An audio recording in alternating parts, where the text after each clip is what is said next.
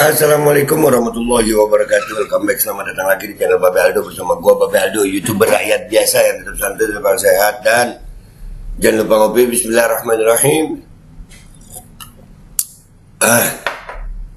Alhamdulillahirabbil alamin, wassalatu wassalamu ala sayyidil mursalin sayyidina Muhammadin wa ala alihi washabihi ajmain. Rabbi shrah li sadri wa yassir li amri wahlul 'uqdatam min lisani yafqahu qawli bi nabi wa ali. Salam revolusi akhlak, semangat revolusi akhlak. Semoga akhlak kita jadi lebih baik hari ini dibanding kemarin. Panjang umur, perjuangan merdeka, Allahu Akbar. Salam sejahtera bagi seluruh rakyat Indonesia dimanapun kalian berada. Semoga kalian semuanya dalam keadaan sehat walafiat, tidak kurang suatu apapun. Dan mudah-mudahan kalau ada yang sakit dari kalian itu menjadi sakit penghapus dosa, penambah pahala. Sakit yang insya Allah segera disehatkan oleh Allah SWT dalam sehat yang manfaat. Amin ya rabbal alamin. Jadi konten ini tentang makhluk namanya Haikal Hasan, yang biasa disebut Babe Haikal.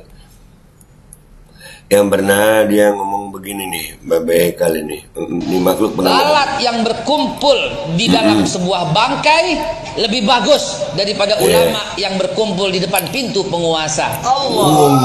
Yang Ka'ab bin Malik takbir. Allahu Akbar. Lalat lebih baik, lalat yang berkumpul di sebuah bangkai lebih baik daripada ulama yang mendatangi penguasa. Takbir, bacot lu kal. Nah, yang begitulah yang kita perlukan, yaitu ulama-ulama yang tidak mau dan anti mendekat kepada penguasa. Beredar video viral dikatanya saya mendukung koalisi Mukelo jauh dekat gua raup. Kalau dekat juga gua raup lu deh. Tua tapi ya mau gimana juga ya, orang tua kita kudu akhlak ya. Pernah sebarisan ini yang ngomong dia nih, lalat bangkai lebih baik daripada ulama ke penguasa. Sampai mati oposisi, sampai mati siapapun presidennya. Anda pernah bilang bahkan kepada Pak Prabowo yang pernah Anda dukung, Pak, kalau Bapak jadi presiden, detik itu juga langsung saya saksikan, Allah yang menyaksikan, langsung saya nyatakan saya oposisi terhadap Bapak. Artinya nggak boleh ulama main-main di dekat pintu penguasa. Pantang, apalagi orang Betawi nih. Oh, pantang, tempayan nyamperin gayung. Oh, nggak bakal tempayan nyamperin gayung. Betul? Nggak boleh. Gayung yang nyamperin tempayan. Iya kan. Lalat di depan bangkai itu lebih mulia daripada ulama di pintu penguasa. Yang ngomong siapa? Nah, bacot dia yang ngomong. Dan ya kan, gua kemarin itu ngeliat di LC, ya nanti ada cuplikannya nih, kita mau tontonin ya. Jadi inget ini juga, gua akhirnya dapat juga, masih inget gue nih, dengerin. Pak Ali Mukhtar Ngabalin, saya tidak akan pernah bisa memuji Pak Jokowi karena beliau janjinya pada waktu kampanye 7%, tapi kenyataannya 5% pertumbuhan ekonomi. Yang mau dipuji yang di mana? Yang mau dipuji yang di mana? Ini masih di barisan yang anti Jokowi. Sekarang kan udah berkelanjutan Jokowi. Emang istiqomah itu berat, guys. Berada di barisan ini yang beratnya itu adalah istiqomahnya gitu. Kita harus ngadepin orang-orang yang batu, yang didukung orang ODGJ. Ya, Ini Neo Ngabalin. Teman-teman di Wall Street Journal menyebutkan Wall Street Journal bahwa dengerin dulu Ngabalin ya, dunia yang memperhatikan tentang apa yang disebut dengan multikulturalisme itu adalah Presiden Joko Widodo. Ini Wall Street Journal, multikulturalisme. Baru di zaman Jokowi ini kita ada yang namanya rasisme yang menggila ini, ya baru di zaman Jokowi ini. Jadi di mana multikulturalismenya? Diperhatikan sama dia. Udah nggak usah lama-lama. Ya nggak usah lama-lama nih berdua nih. Dulu berseberangan, sekarang si Haikal Hasan jadi begini nih. Kita lihat dulu Haikal Hasan ini yang ketika semua orang berkata curang, atau mayoritas berkata curang, siapapun yang nanti dilantik, karena tadi kan nggak mengakui kemenangan gitu ya.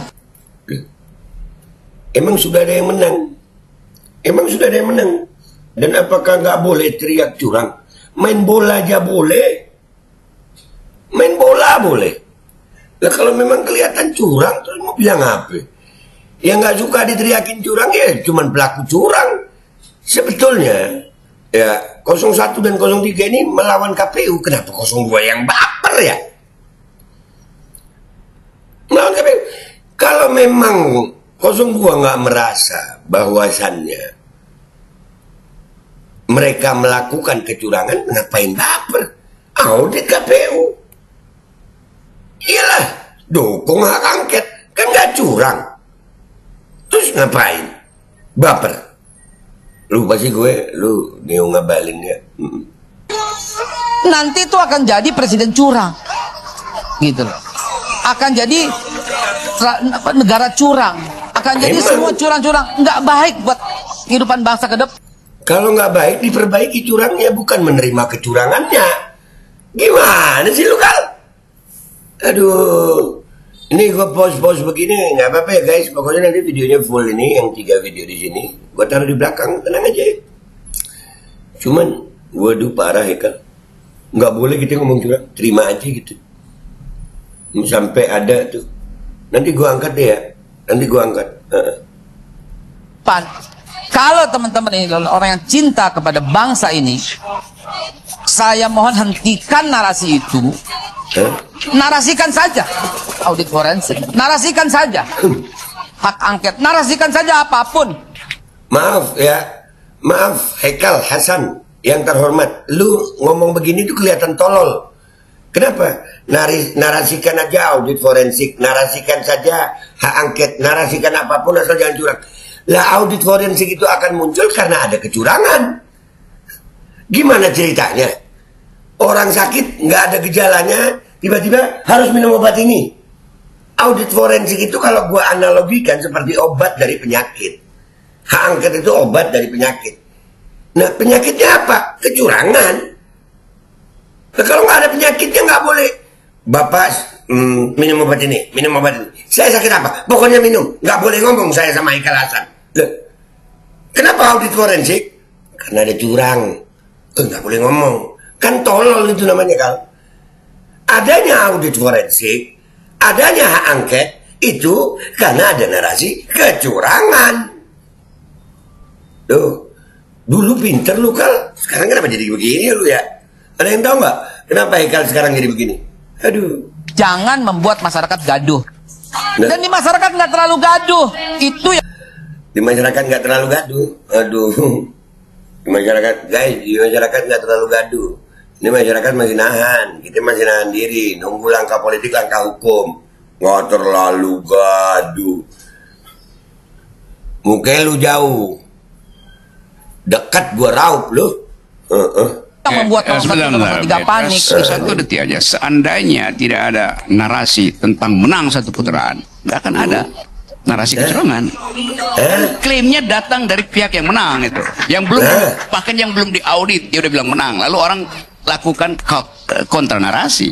Semua menyatakan pengennya sekali putaran. Semua menyatakannya pengennya satu putaran. Mulai ini orang yang dibilang kenapa menarasikan menang dulu. Yang ditanya Rocky Gerung itu kalau bahasa kita, lu nggak boleh orang teriak curang, kenapa lu teriak menang? Itu bodoh.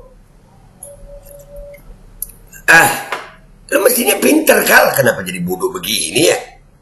Nah, apa yang terjadi di GBK adalah sebuah penghormatan. Kalau tadi Bang Kodari mengatakan seorang mayor gendong seorang anak, itu kan jahat. Satu putaran itu baik buat demokrasi apa buruk? Ini bukan soal baik dan buruk, siapa yang lebih banyak, Bang? Nah, tadi bilang dia ngomongnya sekarang berarti lu udah ngakuin banyak ya, banyak milih lu. Siapa yang menentukan banyak? Quick count, real count, yang ditemukan kecurangan. Aduh Kal, bolak-balik omongan lu, ngotot. Aduh, berarti kan lu yang menarasikan kemenangan sebelum ada hasil. Kenapa kita nggak boleh teriak curang? Dibuktikan di mana? Dibuktikan nanti di perhitungan Iya real. betul, dibuktikan nanti. bukan sebelumnya. Siapa yang klaim kemenangan? Siapa yang klaim kemenangan? Ini Om Rocky bilang Kodari. Coba lihat ini ya. Tanya sama Kodari. Nah, ya kata Om Rocky, tanya sama Kodari. Kalau gue tanya sama Prabowo di Istora Senayan. Siang pemilu, sore malam sudah deklarasi. Terus kita nggak boleh teriak curang. Aduh, emang Hekal.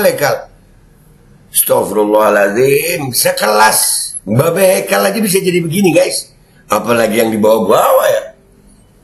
Sekelas, udahlah ya, nggak usah panjang-panjang. Gue udah pusing pala gue ngeliat dia debat. Ini video gue taruh di belakang intinya ya. Kalau gue bilang, ya Babe Hekal bukan versus Ngabalin, tapi Babe Hekal the new Ngabalin. Dah, itu aja ya. Gue Babe Aldo minta maaf kalau ada salah. Sampai jumpa di konten gue berikutnya. Wabillahi taufiq wal hidayah warahmatullahi wabarakatuh. Wassalamualaikum warahmatullahi wabarakatuh. Ngomong-ngomong sendiri, dibantah-bantah sendiri. Bacot lu kenapa sih kan? Lalat yang berkumpul di dalam sebuah bangkai lebih bagus daripada ulama yang berkumpul di depan pintu penguasa. Allah. Yang ngomong Ka'ab bin Malik, takbir.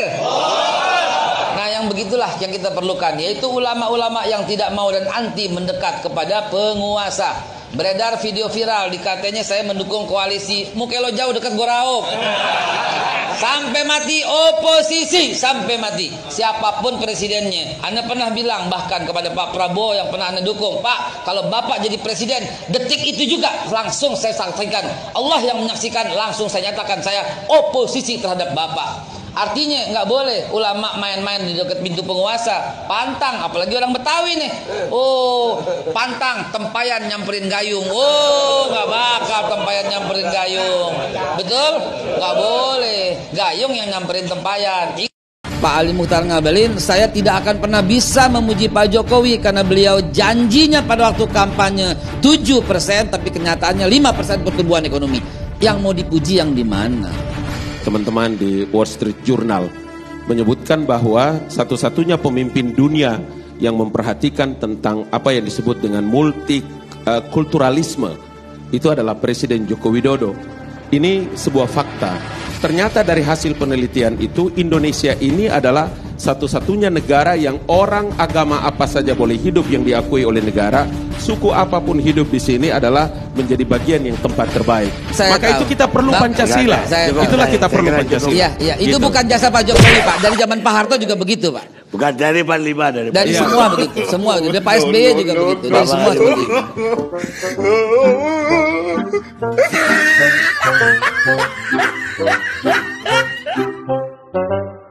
Ketika semua orang berkata curang, atau mayoritas berkata curang, siapapun yang nanti dilantik, karena tadi kan nggak mengakui kemenangan gitu ya, nanti itu akan jadi presiden curang, gitu loh.